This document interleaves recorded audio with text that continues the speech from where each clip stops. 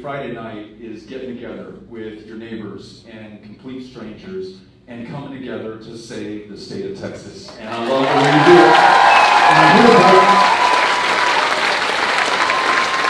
So thank you for being with us. As I was walking in, I got to see my old friend Rashawn.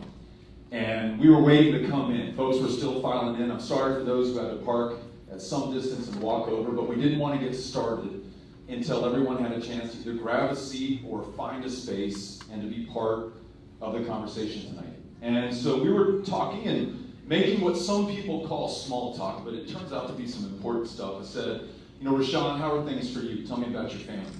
And he says, I have a 22-year-old, a 16-year-old, a 5-year-old, and a 4-month-old. And I said, Rashawn, what are you thinking? You almost escaped, and you're starting over again. That's hard to imagine. Rashawn asked me about my kids, and I said, well, actually, I was in Dallas Wednesday night. We were having a meeting, a conversation just like this one, and I flew home really late, got delayed even later, got a little bit of sleep, woke up Thursday morning, and got to go to my son Henry's 5th grade completion ceremony. The principal at Mesita Elementary said, don't you dare call this a graduation. Do we have an alum from Mesita? Someone was just excited. I like that. I like that too. Go Mustangs, just in case. And so Henry and the rest of the 5th grade at Mesita, the same elementary school I was lucky enough to attend, are getting their awards for AV Honor Roll, for citizenship, for all the things that they want to commend and elevate and inspire kids to pursue. And at the end, they play the walkout music, and they each pick up their completion certificate. And we get to take some pictures with Henry in the playground with his 2 grandmothers who have come out, and then he goes back into class, and I go back home, and we do some work. I flew out to Austin earlier today from El Paso, and my wife Amy sent me the link to Henry's piano recital. He was playing 2 pieces, and he just, if you're asking me, he did a beautiful job. Just absolutely nailed it. We've heard him play these pieces incessantly for the last month, but he never really seems to grow tired of it. And when I took piano for maybe a month or 6 weeks before giving up at the same age, I did it because I wanted to make my mom happy. She did it because she felt like that was the right thing for me to do. She was just trying to do her job. Henry does it because the kid really loves it. I mean, he is into this thing. And, if you were to ask me about Henry, as Rashawn just did, I'd say, he's all about music. After the graduation ceremony, I actually went to this shop called Hero Music in El Paso, and I picked him up a guitar pedal, because he also plays guitar and he plays drums. And the guy said, well, what kind of pedal do you want? I said, well, he loves Metallica. And he said, well, what album? I said, Justice for All. So he sold me the pedal. There we go. There's somebody who picked up the pedal that will allow him to sound like Kirk Hammett on Justice for All. Brought home 6 sons. Congratulations. Your mom and I were so proud of you. You earned this.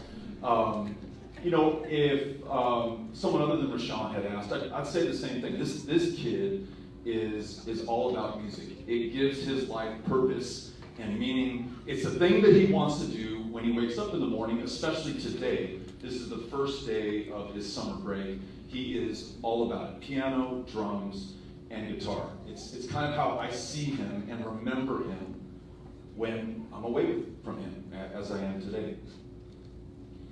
And I was thinking about that on my way over, because we know that the funerals for those children who were murdered in Uvalde are taking place right now.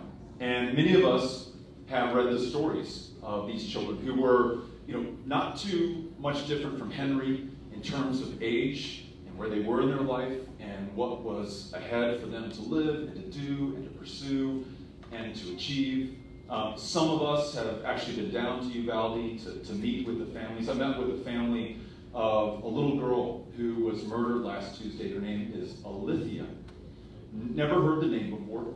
Will never forget it for the rest of my life. Her mom said, two things from you, Beto. One, I want you, and I want the world to know that Alithia lived, and I want you to know about her. And the thing that defined Alithia for her mom, Jess, is the pictures that she drew and the paintings that she made, which were up all over the kitchen and the living room and every wall and every space in that house. Those pictures and drawings that Alithia had made that were faithfully copied by her 5-year-old sister, Akila.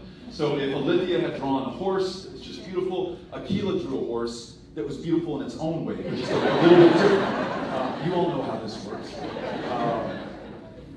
Her balloons from her 10th birthday were still clinging to the ceiling in the kitchen, where I got a chance to meet her parents and to see this artwork. But that's how her parents define her life, or make sure that I share that with you. And in fact, we took some pictures of Alithia's artwork and I put them up on social media for the world to see, anybody who was interested.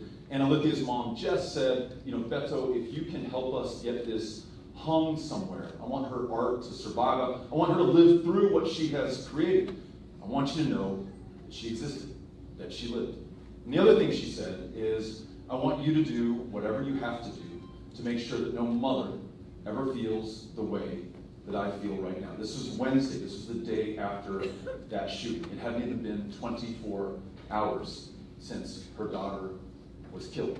And I've been thinking a lot about that. I've been thinking about how we imagine ourselves in Jess, that's Alithia's mom, imagine ourselves in her shoes. And we often say, when something like this happens, I can't even imagine, or I don't even want to imagine. And the latter is true for me. I don't even want to imagine my kids being killed. I don't want to imagine losing them, and so I can't imagine sometimes because I won't allow myself to imagine. Two things that are unique to humans. There are a lot of things that are unique to humans. Two things that I would ask us to think about. One is that these little kids need us. I think, and I'm not a biologist, those in the room can check me on this, but we're pretty unique as an animal, and that our young need our help for a long time. In fact, I've got a good friend whose 24-year-old son is still living in her house, right? Those kids cannot protect or defend themselves. My 15-year-old still cannot feed himself. He needs me to, he can't prepare anything, still has not learned how to cook a single thing. We have a microwave too, and it's incapable. We know that the prefrontal cortex in our human brains doesn't fully develop or mature into our 20s. And the prefrontal cortex, again, I'm not a doctor, check me on this if you are, that is what regulates planning, prioritizing, and impulse control. So when you're 18, it still hasn't developed. When you're 18, you may still do things impulsively, like right after your birthday, walk into a gun store and buy 2 AR-15s. You may do other things that when you're 25 years old, 30 years old as I am, 49, you wouldn't ever think about doing. But your brain hasn't fully developed. You still need the adults, your parents, the people who are there to protect you and guard you and look out for you and make sure that you're successful in your life. You still need them to be there for you. The other thing that's unique to humans is our capacity for empathy.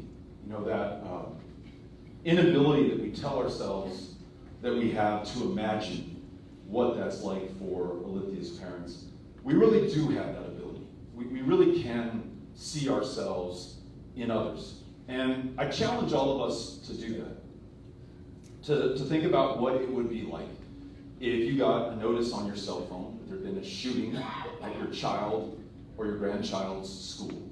And that you were not to go to the school, the text message said, but to go to the Civic Center where more details would follow. And you receive that text message at noon that day. You make it over to the Civic Center at 12:08.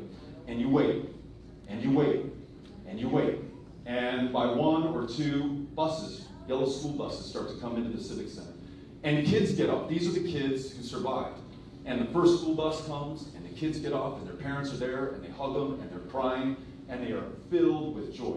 The next school bus, and the next. And then the school buses stop coming. and you go up to the people in charge at the Civic Center and you say, there hasn't been a school bus in 30 minutes. And then you go back to them, there hasn't been a school bus in 2 hours. Olivia's parents, who first learned about this at noon, did not find that their daughter had been killed until 11 p.m. that night. Imagine every single second, every minute, every hour that they waited. Until just before 11, they were both asked, her two parents, to swab for DNA so they can match that against her kid, because these children were shot in the face with a weapon that was originally designed, engineered, and sold to the militaries of the world to kill human beings. It's its only purpose. That high-impact, high-velocity round, when it hits a human body, just destroys everything inside. The soft tissue, the blood vessels, the arteries, the organs. It's what it was designed to do. It's what we want it to do when it's being used by a soldier of ours on a battlefield to take down someone else who might otherwise kill them. We want that person down and bleeding out before they can be resuscitated and put back into the battle. That's exactly what these kids were up against. It's that power of empathy that allows us to connect with Alithia's parents and with the 116 people in this community who lost someone to gun violence beginning at the beginning of 2021. 116,000 families have lost someone in Austin to gun violence since the beginning of 2021. Now, it happens so often, 116 times over just more than a year and a half, that many of these names won't make the newspaper. We don't know them the way that I know Alithia's name. It is so numbingly common that their names are only known to their families and to their friends, and when they die, their names die with them. And many of you are here tonight. Those of you who've lost a loved one, a family member, a neighbor, a classmate, a colleague. You're my hero because you're here knowing full well that by your presence you won't bring that loved one back. But you're here to ensure, as Jess, Alithia's mom, asked us, that we do everything within our power to prevent this from happening to another family. That's what has brought us together, as the deacon just said, here tonight. We're going to commit ourselves to doing everything within our power, not as Democrats, not as Republicans, not as independents, as human beings who want to be there for one another and have the power to do so.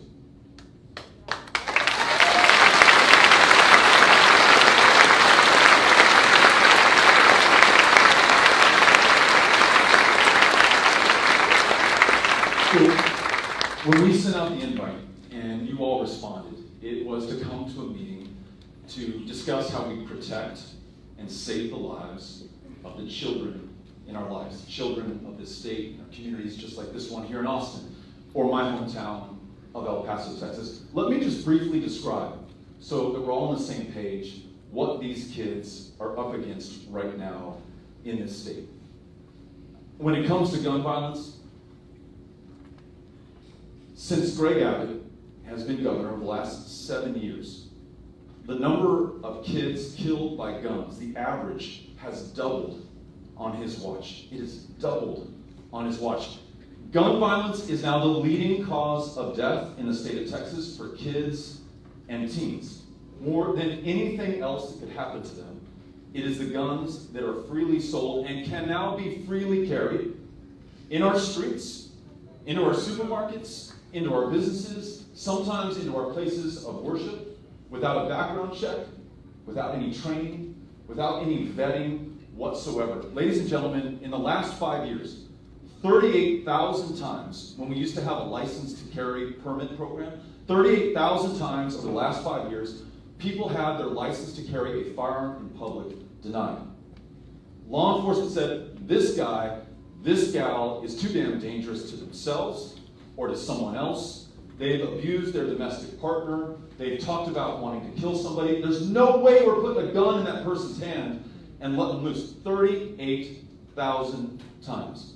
And now because of the permitless carry bill signed into law against the pleading of law enforcement, cops, sheriffs, their deputies, those who put their lives on the line to protect us in a state where more cops have been gunned down than any other in the union, ignored everything that they had to say and signed it into law nonetheless. And now every one of those 38,000 people who had that license to carry a gun in public denied is loaded, armed on our streets, as are, think about this, the tens of thousands who knew better than to ever apply for a license to carry because they never would have passed the background check in the first place.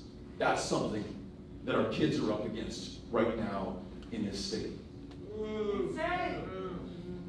We have no universal background check, no safe storage law, no red flag or extreme risk protection order option. Meaning, as somebody earlier said, if someone is saying that they're going to kill somebody, that they have a dream of murdering their classmates, there is nothing right now legally we can do to intervene. When 23 people were slaughtered in my hometown of El Paso on the 3rd of August, 2019, by a guy who bought an AK-47, one of these weapons of war, answering the call from the President of the United States, who said there's an invasion of immigrants coming into this country. He called it an infestation. He described them as animals who are coming to rape and to kill, when it was echoed by our current governor, who said, Texans, we must defend ourselves from this invasion, and then literally said, this is a direct quote of Greg Abbott, take matters into our own hands. When this guy was actually paying attention and listening and following orders and drove 600 miles from Allen, Texas to El Paso to repel that invasion of Hispanics that he had been told were coming to replace him as a white man in the state of Texas. In the days before, his mom actually called the police in Allen, Texas and said, hey, I don't know what's going on. I have no idea why my son needs an AK-47 or what he's going to do about it. You know what the police said? Good luck. Nothing we can do about it. Under our current laws in Texas, despite the best evidence to the contrary, we are prohibited from being able to intervene before someone is harmed, injured, maimed, or killed, before 23 people are killed. But it's not just guns. And I want to make this clear.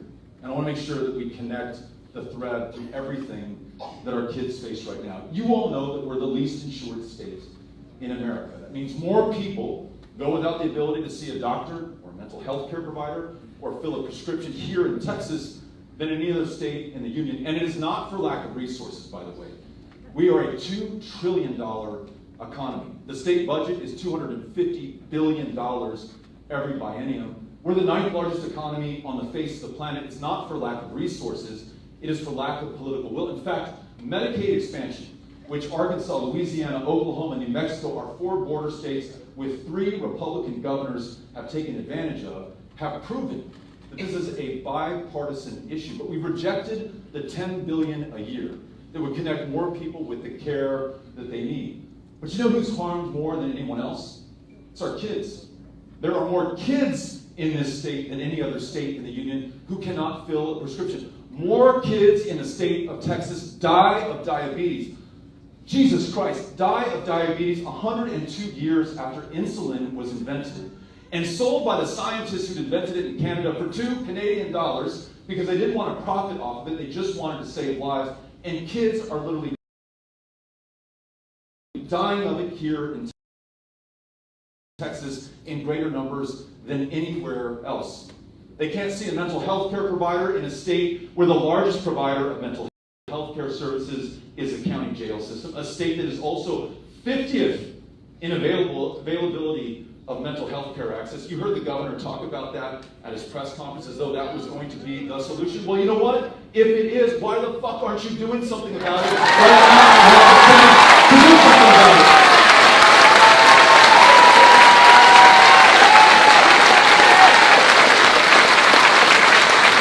So think about those kids, the most vulnerable among us, who literally cannot see a doctor, literally cannot afford that prescription that would otherwise keep them alive. Last thing that I want to draw your attention to that our kids uniquely face here in the state of Texas is the Child Protective Services system. Now, every state rep who is here, your county judge, your state senator, Wendy Davis, have all been champions on this issue, pushing our current governor to do the right thing and to take this problem seriously. And to give you some context, 6 years ago, a federal judge here in Texas, Judge Jack is her name, said, hey, Governor Abbott, this is an official opinion delivered from her bench. Governor Abbott, kids emerging from the foster care system in the state of Texas are more damaged than when they went into the foster care system in the state of Texas. Governor, you're new at this, you may or may not know, she said, they're sleeping under the desks and on the tables and in the hallways of CPS offices. Governor did nothing, raised not a single finger. In fact, tried to distract you from the problem by pursuing the parents of transgender kids, to take those kiddos from their loving parents and put them into the very system that he has failed to manage, to fund, and to hold accountable. You may or may not know this, but you should. Since 2020, 100 children, 100 Texas children, who are in the custody and care of this state died on our watch. Now, he's the governor, right? But in a government of, by, and for the people, in this democracy, it's on every single one of us until we change it. Here's the good news. We need some right now. You are here. I am here. There are many more of us out there across the other 253 counties of Texas who understand this challenge, the stakes of this election, and are willing to do whatever they have to do to make sure that we deliver for those kids. Because in the same way that those kids are depending on us to look out for them, to defend them, to cook for them, they're also counting on us to vote for them. They're literally defenseless in this democracy right now. But you're not.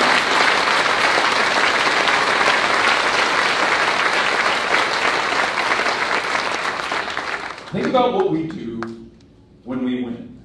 Think about a healthcare system where we take yes for an answer, expand Medicaid, bring $10 billion in a year, but that's not enough. We fully fund mental health care so that we go from 50th to first in the nation.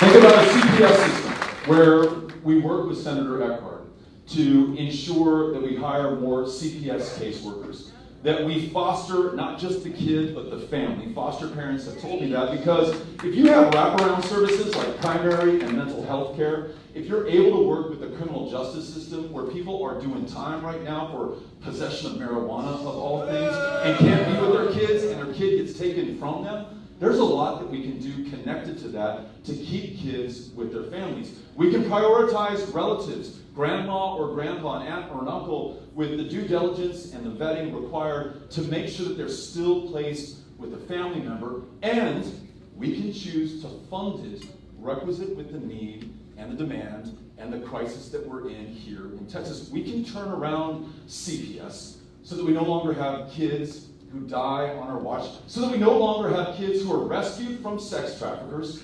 This happened this year, and that are sent to a privatized facility in Bastrop, Texas, where those same kids, 11, 12, and 13 years old, are given drugs and alcohol to pose nude, and then their images sold for pornography while they're in the care of the state of Texas.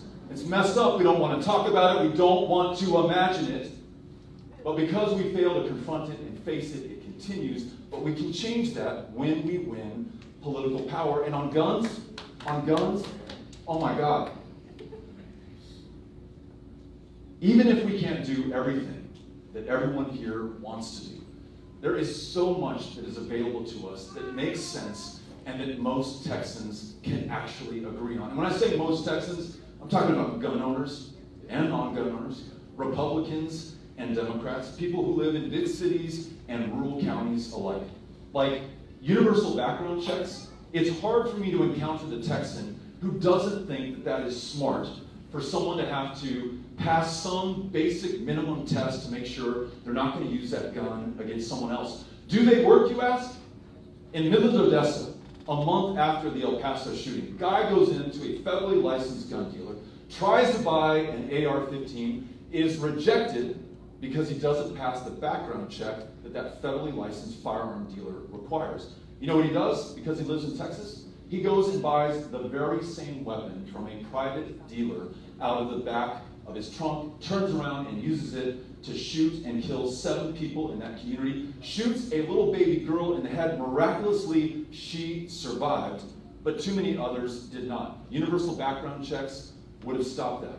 I mentioned earlier extreme risk protection orders that may have averted the slaughter in El Paso in 2019. I think that's something that most of us can agree on. And then a safe storage law.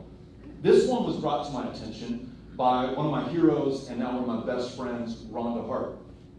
I talked to her in 2018. I reached out to her after I learned that her daughter had been shot and killed in her high school called Santa Fe High in Galveston County. The person who shot her daughter was a classmate, 17 years old, who took his parents' shotgun and pistol and took it into that school and used it against his classmates. Now, if those firearms had been locked up and secured so that he couldn't get his hands on it, her daughter might very well be alive right now. So Rhonda says to me, "Hey Beto, I'm an Army veteran," she tells me. "I'm a gun owner. I don't believe in all restrictions or all levels of control, but this one seems to make a lot of sense to me." And as I've listened to gun owners across the state, most of them agree. And many of them tell me, "Look, Beto, I already do that at home. This is not a heavy lift. Let's just make sure that we require it for everyone." And then this one. I don't think that weapons originally designed for use in war that belong on a battlefield should be in our community.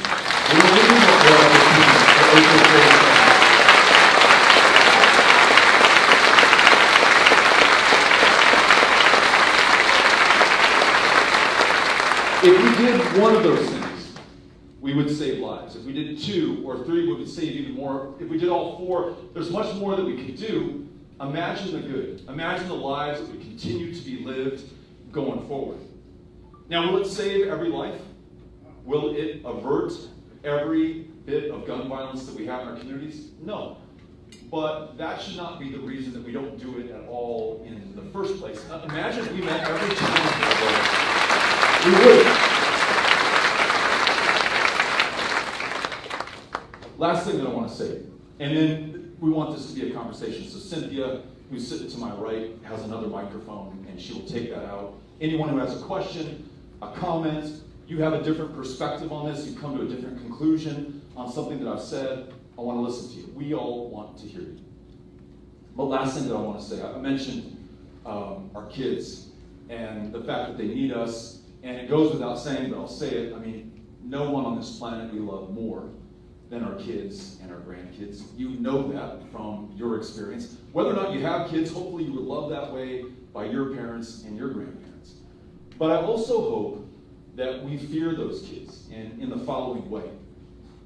They are going to judge us for what we do at this moment. They'll either judge us today if they're aware enough about what is going on, or that judgment will come down the road in the future. They're looking at us right now in this room 10 or 20 years down the road, and they'll know all the statistics that I just laid out at you, that we have all the wealth in the world, most powerful nation that had ever existed, and yet the very most vulnerable among us, whether it's CPS or healthcare or gun violence, needlessly lost their lives. What did you, mom, dad, grandma, grandpa, what did you do when this was all happening, when you had the chance to do something about it? Now, there are some folks who are wearing these yellow and orange vests. If you could raise your hand. I've got Miles back there, Angela. So they're going to make their way around the room, but Cynthia, we need to get them in a more obvious place. Everybody that has a yellow vest, please hold your clipboard up high for everybody to see. They're spread throughout the room. The reason I'm pointing them out is that they have on their clipboards canvases. These are scheduled block walks where we go knock on doors and talk to the people who are going to decide the outcome of this election. They want you to come to them, and if you don't come to them, they're going to come find you here in this room to sign up for one of those already scheduled block walks. There's not much for you to do other than signing up. We'll send you an email or we'll call you on your cell phone and we'll confirm. We'll say, hey, Cynthia, you signed up for this Saturday at 10 a.m. We want 2 hours of your time, maybe 4 hours if you have it. You're going to meet the people who are going to determine whether we win or lose this election, not for Beto, not for a political party, but for the kids of Texas. Think about that judgment and what you are willing to do in order to pass it. Because I'll tell you this, it may be 32 years since this state last elected a good governor, and she might have been the very best. We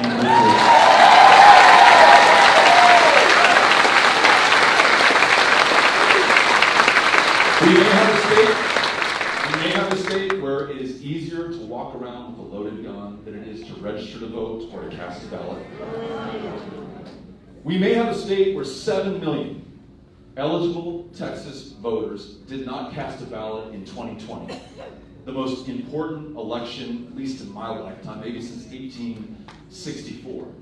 But we have all of us. And think about this. If you sign up right now for one of these campuses, I promise to send you to the doors not only of those eligible voters who can determine the outcome, we are going to prioritize those voters who are the very targets of voter suppression and voter intimidation, the people who have been decided that we're going to draw them out of this democracy so they can't have an impact on the outcome. They're the very ones that you're going to talk to, and after you talk to them and gain a commitment from them to vote, they're the very ones who are going to provide our margin of victory on the night of November 8th. So I need you to sign up.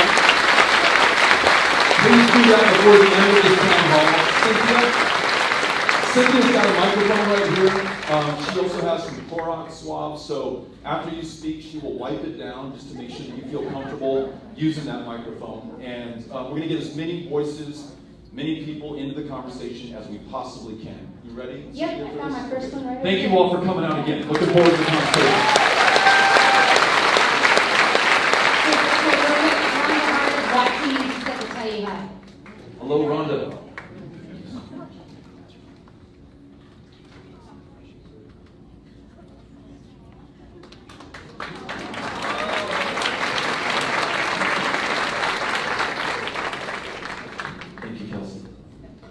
Hello, Beto. Ann Richards once said that if you don't come to the table, you're probably on the menu. I contend that all the women in Texas are on the menu.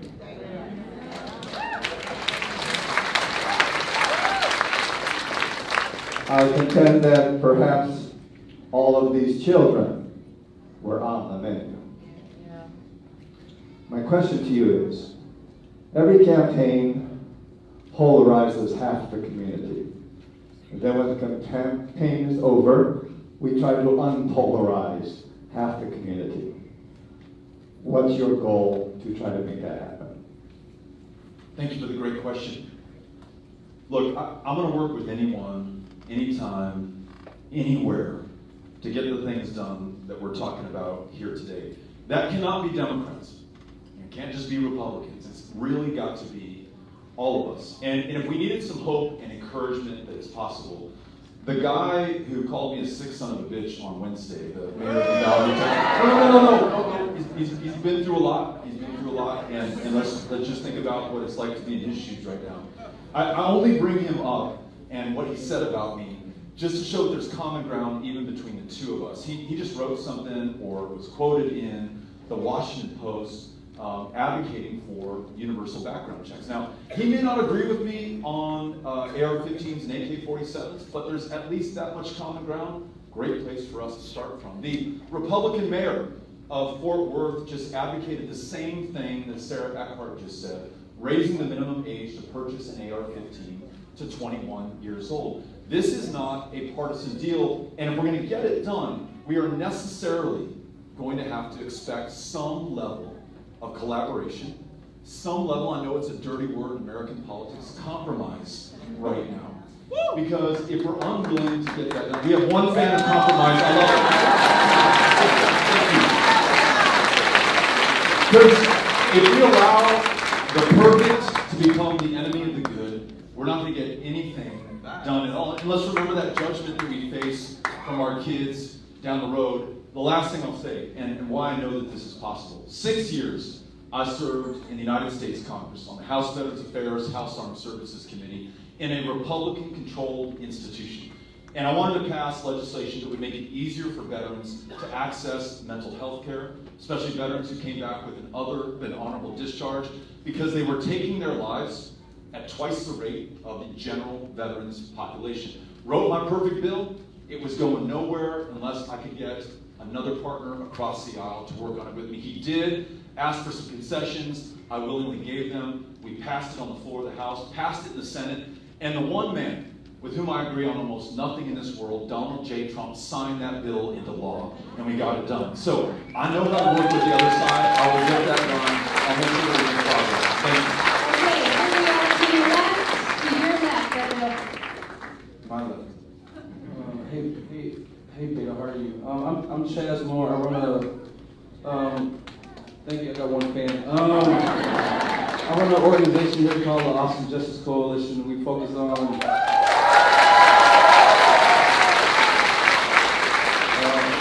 that was kind of weird, but thank you all. We're a local group that focuses on racial justice because a lot of times we try to do really big, awesome things in this country, but we never have the conversations about race, class, and gender like we need to. And I'm going to try to make this quick because I want to preface this by saying I'm rooting for you because we need a change in this state. And I do think you have the energy and passion and the compassion to actually carry what people are worried about and take that to the Capitol. So I don't want you to think this is a hardball question. It's just a very serious question. I look around the room and I've grown to have this really weird love-hate relationship with this city because we try to get better when it comes to race and things of that nature. When we think about the 1928 master plan and how the East Side was given to black folks, but now the East Side has been gentrified like crazy. When we think about the school districts and how it's a very small population of black and brown students, but those black and brown students also make up the largest numbers of people the kids that are expelled are in Title I schools for disciplinary problems, and you know all about that. Back to race, back to guns and race. I know these tragedies happen to these kids, but we also have to look at the bigger context of gun violence. Gun violence is a race issue in this country. It affects black and brown people far more often, and there's this weird gratitude that this is happening, that we're finally doing something now, because I just learned that gun violence has taken more black lives than lynching back in the day, right?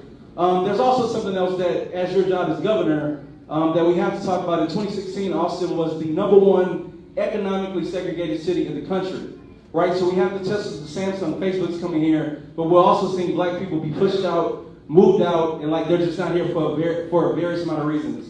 I say look around the room because although I love this very diverse, I'm going to assume awesome group of people, I don't see many people that look like me. And then also when I scan the room as you're talking, I see people that I'm not going to point out, they want to believe in you, but also we've heard these speeches, these sound bites before. So kind of similar to what the young fella in the beginning said, and I don't need a full plan. And maybe you don't have to talk to me. We don't need to be like your black scapegoat organization. But I do think I'm asking you to make sure that you don't forget about black Texans. Don't forget about black Texans issues. And then also, I hope you're willing to have the conversations that are going to engage the black and brown portions that are not in this room, that can't be at this room because they're at work, they're single parents, they're single. So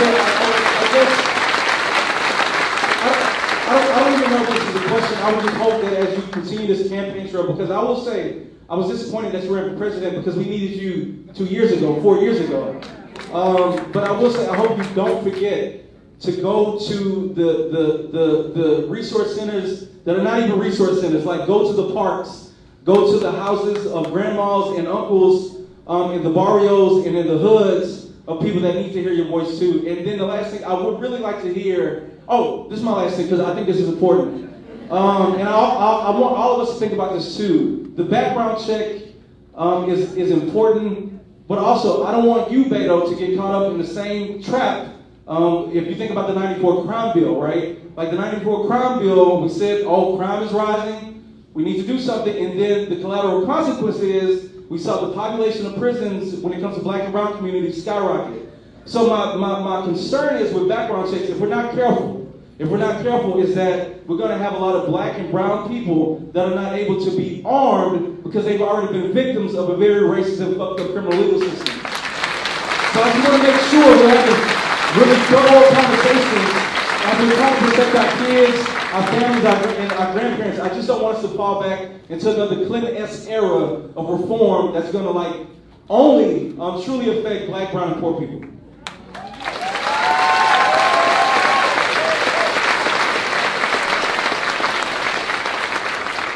I just want to begin by saying I'm grateful that you're here and for everything that you said, and all of it hit home for me. And what you said was so thoughtful, so powerful, so important. It deserves something equally thoughtful and powerful and important. I don't know that I can summon that right here on the spot. I don't know that you're asking for that. You kind of said that over the course of your question.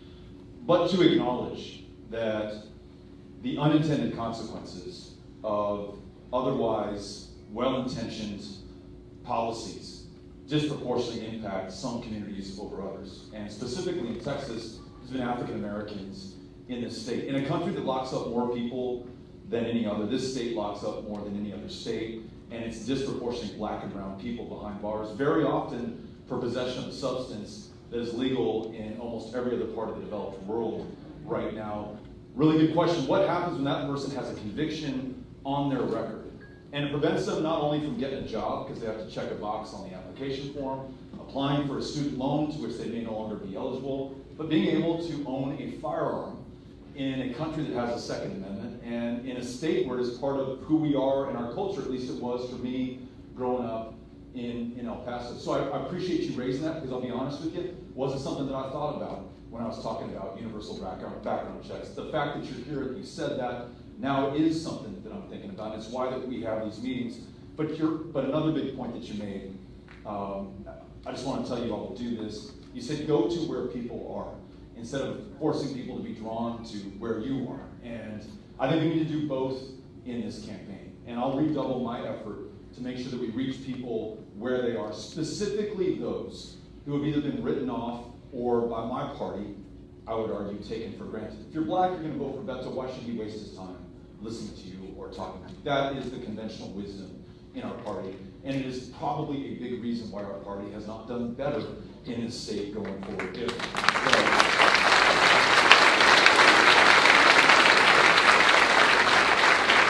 these conversations are important, and they need to be had with everyone. And so I know you said that I didn't need to follow up with you. I do want your help, and I want you to be part of the answer to the question that you posed.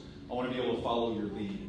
And if you're willing to do that, I think we can connect with folks that otherwise would be left out of the conversation. So thank you for being here and for everything you said. Appreciate it.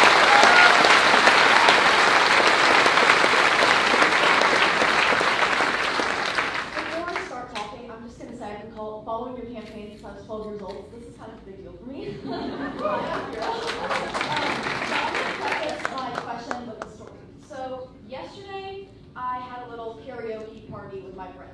I mean, I don't need to tell you guys this because obviously this is what I'm doing on Friday night, but right now I'm preparing for a national tournament. So I don't really get out of the house much, but I'm very up to date with the news. So one of the songs that came on was Pumped Up Kicks. If you guys don't know what that song is about, it's about a school shooting. So it was very casual when it came on at first, but then I was thinking about it, and I was like, it's really not the right time for this. So it kind of made me start thinking, like, this is so normalized that I literally have teachers tell me on a daily basis that they would stand in front of a gun for me. I should not have to go through drills that interrupt my every single day at school to go into a corner, hide behind a desk. We all know that's not going to work. So, going into it, Greg Abbott stood up in front of Texas, in front of our state, and comforted us after virtually speaking at an NRA conference, saying that this was a mental health problem. Everybody in this room, everybody in the world knows that if you are going to go shoot up a school, you have a mental health problem. So, if he's going to say that and then redirect $210 million from our state's mental health services and then use that same money to fund border control, how are we solving the problem? So my question to you, first of all, is how are we going to focus on both mental health and gun reform? And my second question is, Are you looking for an intern?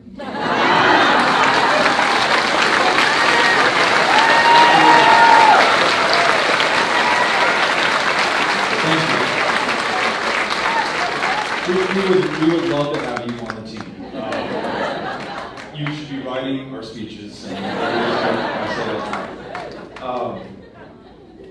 I think implied in your question is it's a false choice. We can and should do all, well beyond the threat posed by school shootings, just the fact that the largest inpatient mental health care facility in a state of 30 million people is the Harris County Jail in downtown Houston, Texas. What the hell does that say about who we are, what our priorities are, and what we value in this state? That we sent $5 billion to build a border wall, or at least a section of it, more of a public art installation. You kind of go around this way or that way.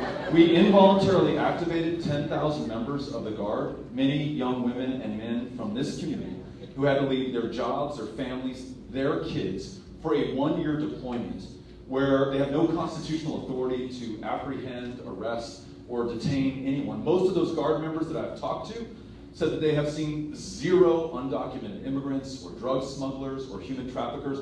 All legitimate concerns of the state, by the way, but that's the wrong solution for that particular problem, and it is costing us billions. 7 of them have lost their lives so far since this deployment. So I think you're talking about the real choices that we have before us. As we said earlier, we have the resources. I think we have public sentiment on our side.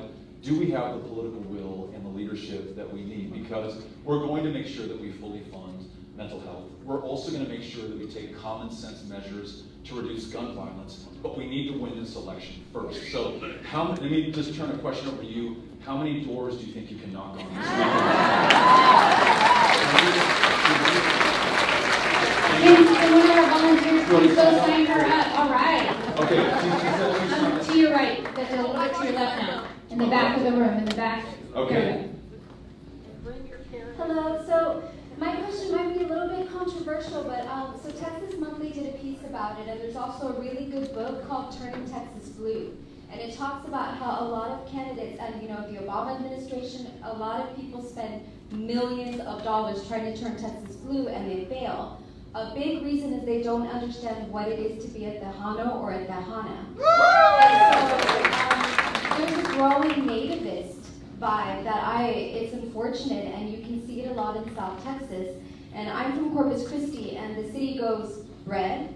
There's a huge, you've got Catholics, right? We're all Roman Catholics. You've got these views on abortion, on gay marriage, on immigration, because, not everyone's an immigrant that comes from Spanish speakers. My family's 5th generation.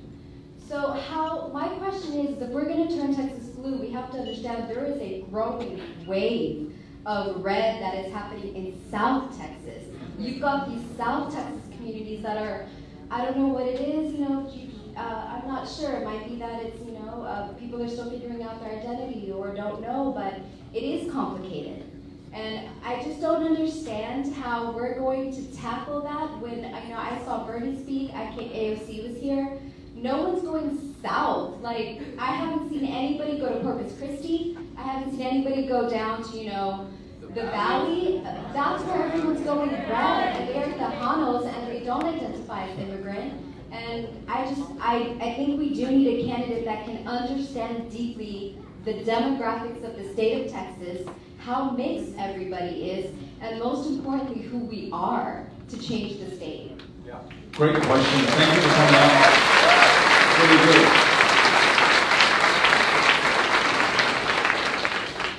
I think in some ways it's similar to the conversation we just had about black voters and black Texans who have been either written off or effectively disenfranchised by one party and then taken for granted, frankly, by another, the party that I belong to. Present company excluded, all these great public officials here, but all too often that's been the story. And then what I've seen, I live in El Paso, is that sometimes statewide or national politicians come to our communities on the border and they talk about immigration as though it is the only thing that brown or Latina voters have any interest in. Don't talk about jobs or public schools or crime in their communities or the kinds of jobs that we want to work in a state where the minimum wage is $7.25 an hour, and where far too many people in El Paso, my hometown, one of the poorest urban counties in America, are still working for it today, despite inflation. So showing up, literally, physically, and demonstrating that basic courtesy and respect to the people that I want to serve is central to answering your question. You said, well, what are you going to do that's different to actually address this issue? I'm actually going to be in McAllen on Monday. I'll be in Brownsville on Tuesday. It's the sixth time I'll be in these two cities just over the last 6 months. We've been to Laredo more than almost any other community so far. When we started Powered by People, a voter empowerment and voter registration organization, we made our headquarters Laredo, Texas. Webb County's highest ever voter turnout of registered voters, not eligible voters, was 49% in 2020. 49%.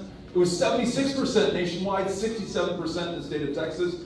Webb County alone might make the difference in this next election, but I don't expect people to turn out if their candidates don't turn up for them. And so that's what we are doing. And I'm listening, I hope, just as much as I am speaking. And I'm trying to reflect back what I've heard. And what you just said is something that is really common in my hometown, but certainly throughout the Valley and in South Texas, which is, hey, hold on a second. With Latinx or Hispanic or even Latino or Mexican American, my family, Beto, has been in this state more generations than yours has.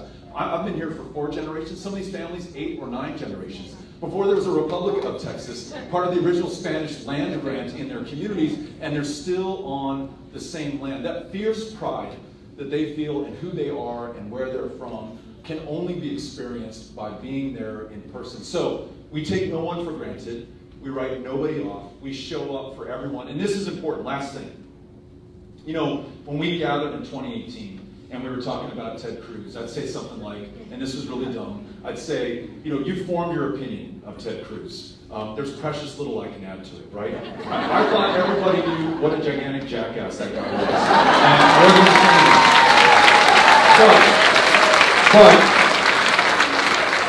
And that was actually, that was not only did we leave votes on the table, but in some ways it was disrespectful to people's experience. You know, if your rural county hospital closed down, in part it's because the guy in the Senate wasn't standing up for you to protect you.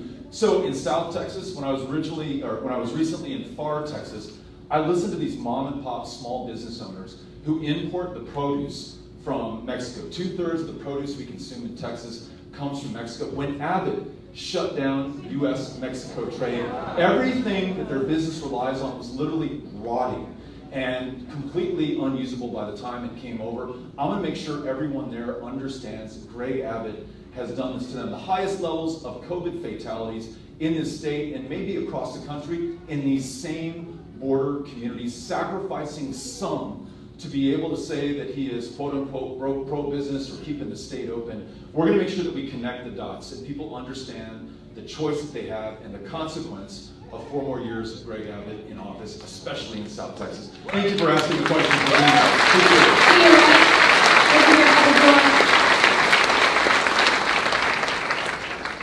Hi, Beto. My name is Ashton Johnson. I'm just a regular teen. Sorry about that.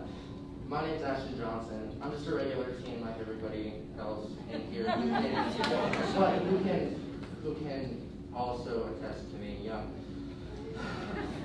Sorry, words seem to fail. You got it. The one thing that makes my story unique is that I have been a participant in the mental health system for many, many years, since I was 9 years old. I first-handedly have seen the despair and the hopelessness that these kids in the mental health system have to face on a daily basis, including the malpractice that these institutions enforce on these kids, like in vitro,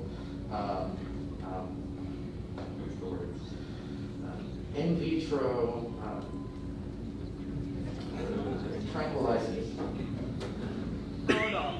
These kids have to worry about getting physically abused by the people that they're trying to get help from.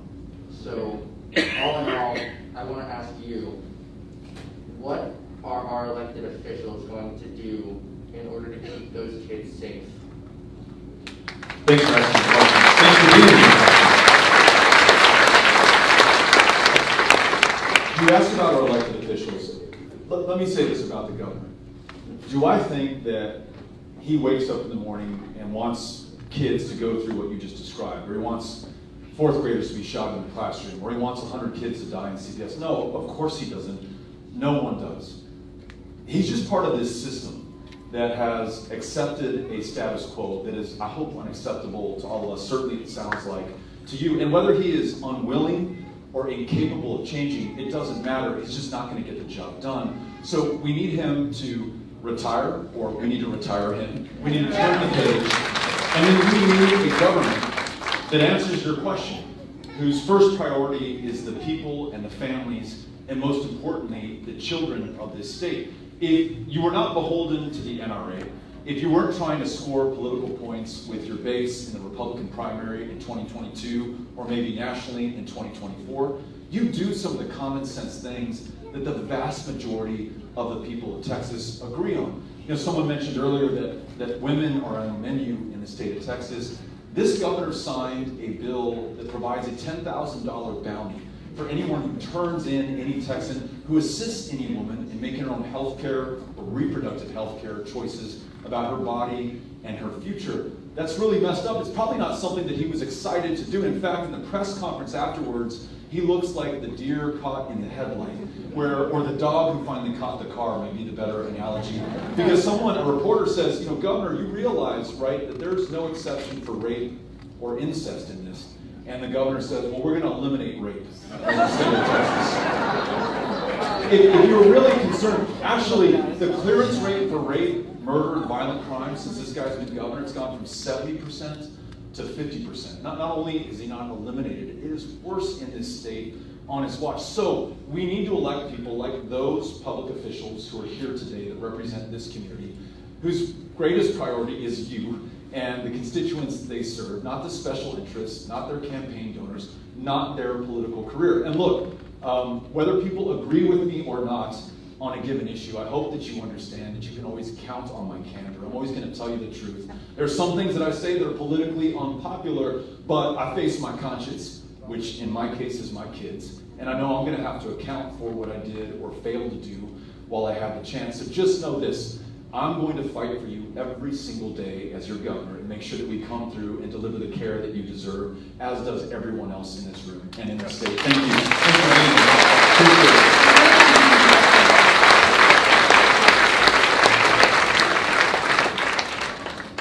Hi everyone. Thank you for bringing us together, Beto. My name is Rochelle Garza. I'm running against Ken Paxton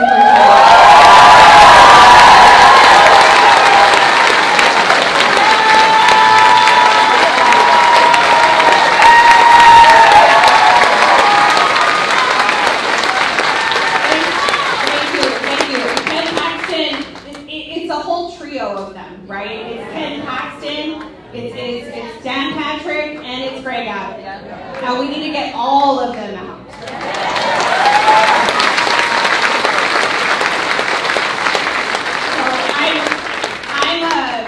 I'm the mom of a 2-month-old baby. I had a baby during this journey. I'm also a 5th generation Texan from the Rio Grande Valley. Shout out to my Valley folks. I've been running my campaign from Brownsville, just so everyone knows. So I've been going around the state from there. We have to do better. I came here because I wanted to be here in solidarity about what happened in Uvalde. It absolutely tears my heart apart. We need to do something about gun violence. We need to get Greg Abbott out of office. We need to get Ken Paxton out of office. Ken Paxton, his solution after the shooting was to arm teachers. Absolutely the wrong choice. I come from a family of public school teachers, and I could never imagine my mother packing a gun. It's not going to happen. It is not your job. It is not. You're overworked and underpaid already.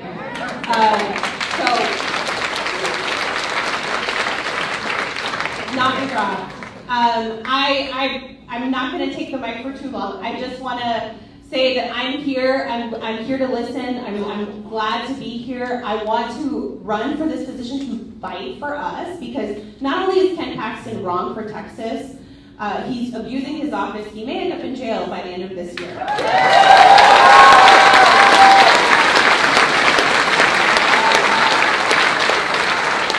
But we all need to vote. We need to mobilize those Latino voters. 40% of the state are Latino. We need to build coalitions with our Black brothers and sisters, our AAPI brothers and sisters, and we need to make sure that our voices are heard. We're 60% of the state. People of color are 60% of the state. So let's get out and vote. Thank you. Thank you, Michelle. Imagine having an attorney general that you're actually proud of. That would be pretty great. Thank you for being here, for running. Absolutely.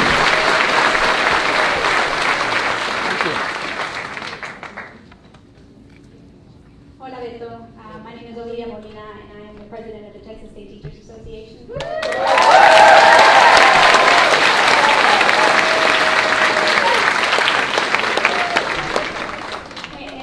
And I just want to have every educator who is here to raise their hands, please.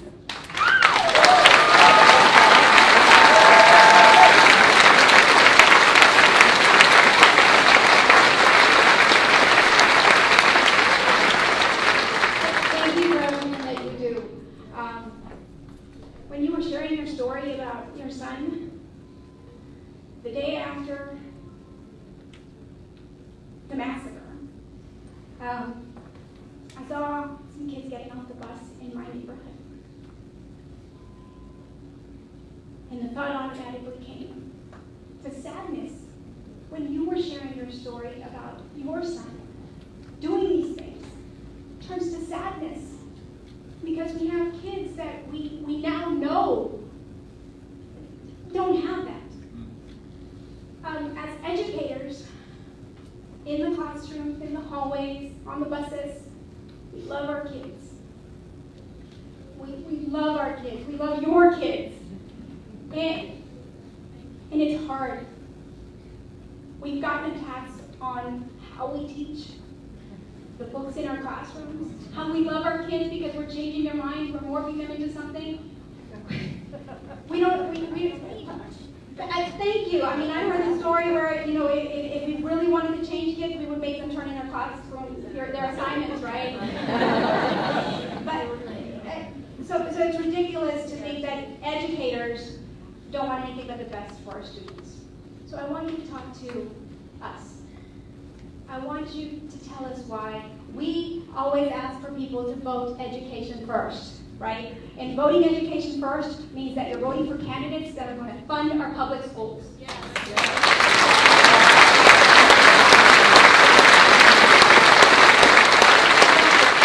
Are going to respect us and not attack us, that are going to listen to us. When you said, when somebody else said that we were going to be armed as educators, I heard behind me going, not going to happen. But it's not going to happen if you get elected.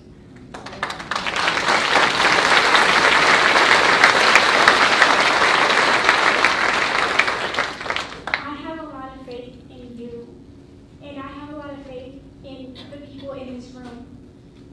But I need us to grow. I need to be sure that it's not going to happen.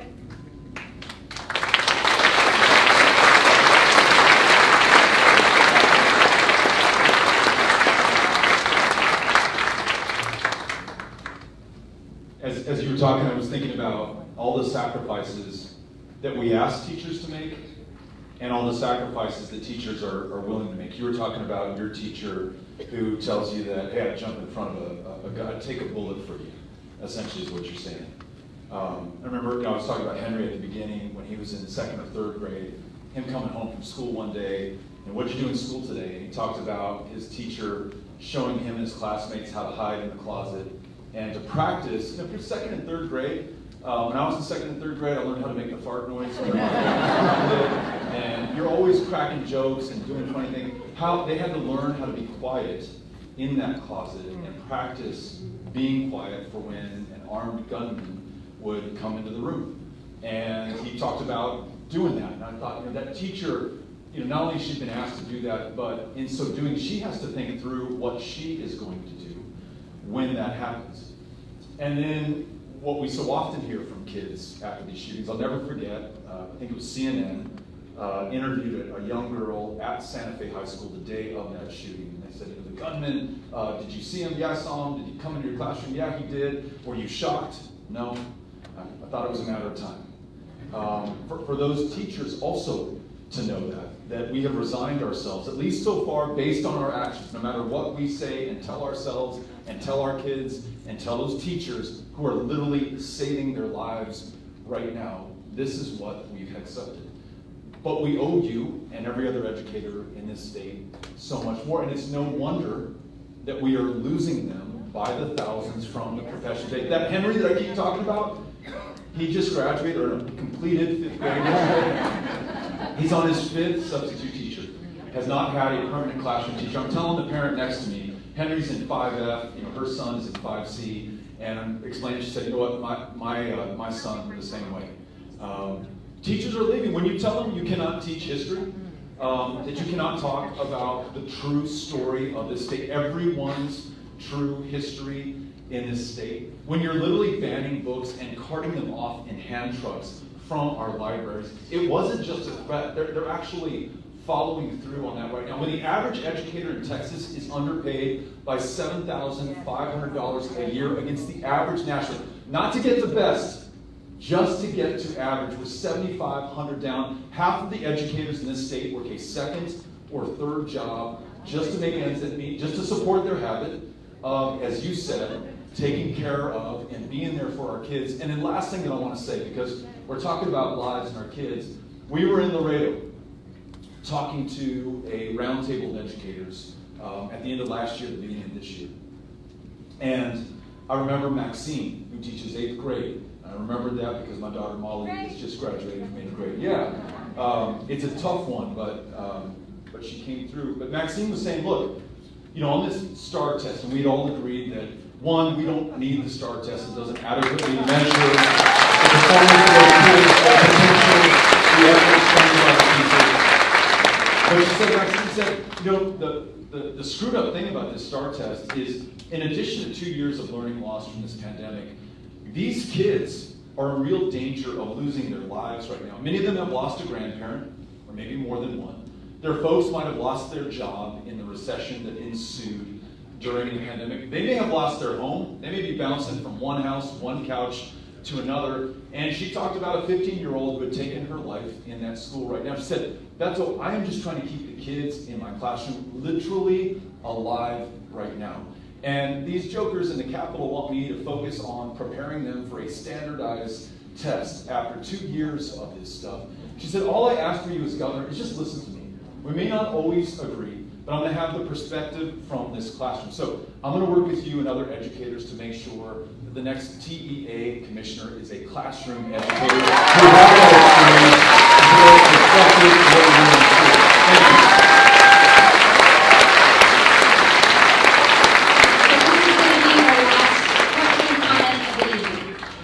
Thank you. Beto, muchísimas gracias for being here with us today and sharing your very, very precious time. Gracias, hermano. Thank you. My question is the issue of abortion. Why must the woman bear the consequences alone? Should there be a penalty? It takes two to tango. Should there be a penalty for the culprit? Okay, for the egg carrier? A minor penalty, maybe like castration even. Would that maybe get men to think about doing what we normally do, but some kind of penalty that might even change their thinking and their vote on abortion. So, thank you. Thank you, Joe.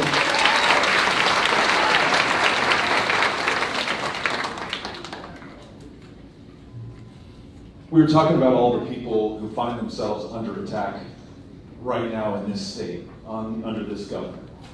And you look at women who not just this last year, but for the last 15, 20 years, have had their rights and their access to health care chipped away, one legislative session after another, one governor after another, but never more so than under the man in the highest position of public trust right now. And the fact that he's a man may have something, to Joe's point, to do with this, because not only do we have that bounty hunter bill that says that you can cash in $10,000 if you can find the person who has helped a woman to make that decision, but he's also signed a trigger law that says that if or when the Supreme Court makes that draft decision final, perhaps as soon as this month, abortion will be outlawed from conception, with no exception for rape or incest. And not only is that unconstitutional, not only does that turn the clock back literally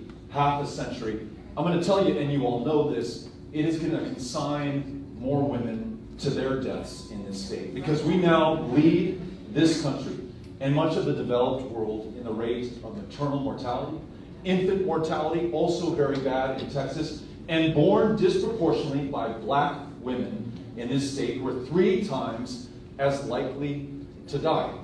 And for what? As we know, you can outlaw abortions, abortions will still happen in this state. They'll just be far more dangerous, far more deadly, and those statistics, those lives really that I just talked about, are going to be in even greater jeopardy. I want to acknowledge somebody who is here, who long before many, and maybe I'll just say myself, really understood the urgent threat that women faced, was talking about it, was standing up for it, and was fighting for everybody. And that's Wendy Davis, who is here right now, and has never stopped fighting to make sure that we do the right thing. And what we do, and what we're doing, is going to be because of this woman, and her fight, and her effort, and her courage. Wendy, thank you for being here, and for always being here. You're amazing.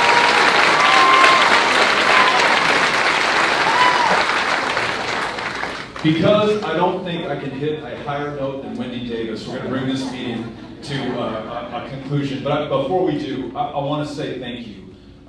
Again, you could be doing any manner of things on your Friday night. You chose to come together for this state and to make sure that we win this incredibly important election that will determine the outcome of every issue that we have brought up here tonight.